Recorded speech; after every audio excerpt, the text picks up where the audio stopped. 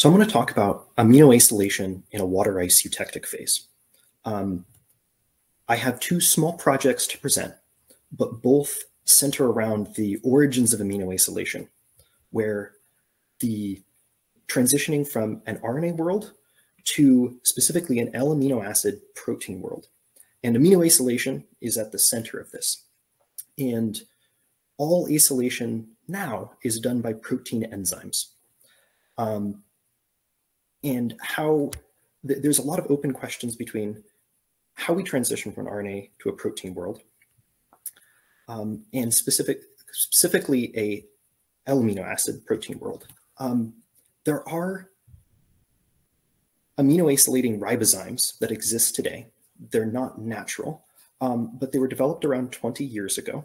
And they base pair to the end of the conserved CCA tail of a tRNA, which makes them not specific for any tRNA. And they have a flexible active site, which makes, which allows you to aminoacylate almost any amino acid to any tRNA. I think the two most exciting things about this are that it opens the door to novel genetic codes, because you can acylate, unlike the protein enzymes, which recognize a very specific tRNA and a very specific amino acid. These flexizymes don't recognize an anticodon, and you can make, you can play with the genetic code as you want. And then where most of this work, most of the work of flexizymes has been done is making polymers that are more than L-alpha amino acids, and so expanding the protein or the bonds that the ribosome can make. There's a few disadvantages to this system, though. Practically, they are single turnover. They require a large amount of magnesium, a high concentration of magnesium, to drive forward the reaction.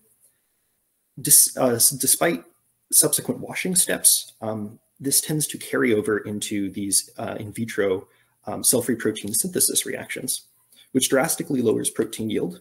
And so using a large amount of flexizymes in tRNA, and so most of it's been done with peptides because of that, because producing a lot of protein in a low yield environment doesn't work. And then they're an in vitro charging reaction only, and then they require a pre-activated amino acid, so they don't work concurrently with cell-free protein synthesis reactions. We wanted to try using a ice-eutectic phase with flexizyme reactions and hopefully improve turnover, decrease magnesium, and hopefully increase protein yield. These ice-eutectic reactions have been used a lot in origins of life research because it's a prebiotically plausible way of driving forward reactions. You see there's on the left, you have a figure that's black and green. As water freezes, it forms a crystal, and this tends to exclude everything else in your reaction. And so you end up, in your tube, you end up with a heterogeneous mixture of more pure ice, and then your your reagents had a very high local concentration between these crystals. On the left is an example of where they use an ice-eutectic phase to polymerize these activated nucleotides. And so while this wouldn't happen in a solution phase, in this ice-eutectic phase, these make long chains of nucleic acid. In the center, you have a similar thing, a similar idea, except that you have in situ activation using this eutectic phase of nucleotides, and then a templated replication of nucleotides. And this is all non-enzymatic. On the right is my favorite example, which is an RNA polymerase ribozyme. And they found that using a eutectic phase, because it slows down hydrolysis, decreases RNA degradation, and then you can use lower solute concentrations, that they got longer extension, primary extension, than when they did this on the bench, basically. And they've subsequently improved this to the point where this is a self-replicating. It can polymerize 200 plus nucleotides, where it's a self-replicating ribozyme. And so we thought to maybe we could apply these reaction conditions to flexizyme aminoacylation, which is plagued by an aminoacyl bond is easily hydrolyzed, it's unstable. And so what we did is that we dropped down all these buffer concentrations because they're driven to a high local concentration. And so we want, and so in previous literature, dropping down these concentrations helped a lot to drive forward the reaction. What this workflow looks like is this: you add your tRNA and flexizyme and buffer, and you refold or anneal them, and you add your activated amino acid. And instead of normally what flexizyme reactions do, which is incubate on ice for different amount of time compared depending on the amino acid identity, we snap froze them and then incubated them at -14 for 2 to 96 plus hours, and then they're precipitated and then resuspended and then used in a cell-free protein synthesis reaction. This worked really well. The advantage of using a eutectic phase, right, is that both it kept the high yields for a lot longer, right, because it slows down hydrolysis so drastically. What you can see in gray is the standard flexizyme reactions, and the dark cyan is my eutectic reactions. And for a lot of these reactions, this is 96 hours, so 4 days, and they're still stable and high yielding after that, even at a higher pH in the lower left-hand corner. And so this enables flexible reaction timing. A lot of working with flexizymes is, multiple flexizyme reactions, is they might have different incubation times, optimal incubation times for high yields. And whereas in my system, these reactions, you can start all your flexizyme reactions and stop all your flexizyme reactions at the same time.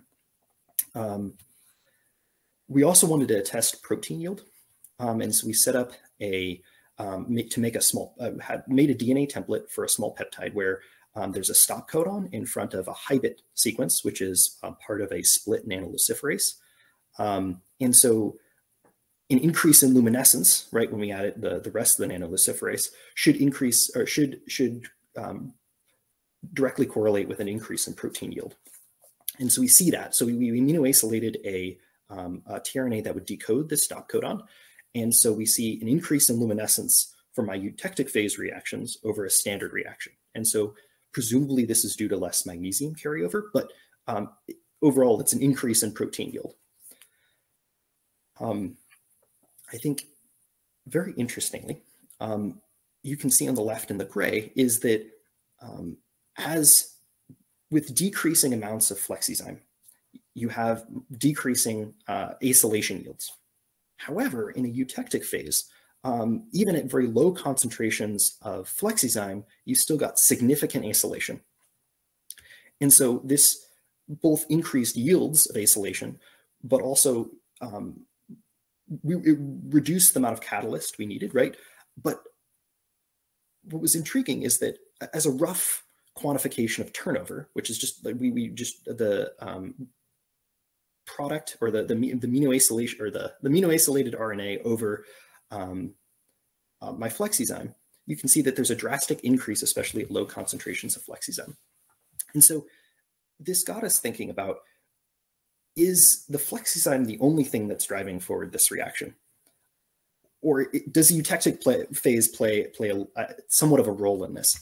And so what I did is I set up the exact same flexizyme reaction, but removed the enzyme. And we found that aminoacylation proceeds uncatalyzed, which I thought was really interesting. And so we tried this with a set of proteogenic and non-proteogenic amino acids, just a variety of them, and found that this worked for almost all. I mean, I haven't found, well, I guess for phenylalanine we haven't got to work, but for most amino acids this works. It's a little bit slower, right? Whereas with my catalyzed reactions, most of those were done within 2 hours, right? Versus these definitely are slower. But we see that this is stable for, and this is a week timescale. These are stable and high yielding for a very long time. This is the power, I think, of this eutectic phase reaction, where it's cold and versus doing these reactions at a much warmer temperature. Another thing that we tried was L and D amino acids, and I think we found that there was almost like there's a large preference for L amino acids over D amino acids, and this got us thinking about more origins of life applications, where why do we have like only L amino acids in a protein world? And so to test this hypothesis, right? So like if we think that if there's a relationship between the chirality of the RNA and the chirality of the amino acid being aminoacylated for these uncatalyzed reactions, to test this, we ordered a piece of RNA made of L-ribose. So D-ribose is the biologically relevant, life's nucleic acids are made of, whereas L-ribose would be the mirror image life. And so what I've shown here is that I've taken, in gray, I've taken my L amino acid yields for each of these amino acids, and I've normalized them to 1. And so what you're looking at here in the dark cyan is the D amino acid yields relative to the L amino acid aminoacylation yields for these uncatalyzed reactions. And so you can see on the left for D-ribose, so the biologically relevant nucleic acid, you can see that generally, and this is preliminary data, generally that we see a less D amino acid acylation than L, right? So L is favored over D. On the right, however, with our RNA that's the enantiomer using L-ribose, we see a preference for D amino acid acylation over L amino acid acylation. And so this comes back to this transition point between the RNA world and the protein world. And this may shed some light on maybe that the chirality of the RNA world is linked to the chirality of the protein world, and specifically that D-ribose seems to have a preference for L amino acids. And there's been a lot of ideas and at least like whether, abundance arguments or functional arguments or whatever of why we have an L amino acid world over a D amino acid world. But I think this is turning into an intriguing project about the chiralities of these two worlds might be linked. I don't have too much more to say other than just a few next steps that I'd like to do, because this is just the beginning of a project.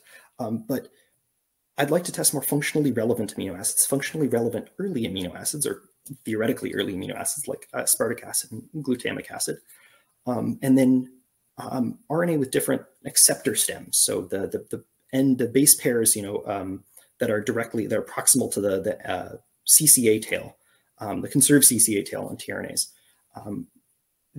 There's been other literature that seems to suggest that these might play a role in either a second genetic code or acylation or stereoselectivity. And that's all I have right now.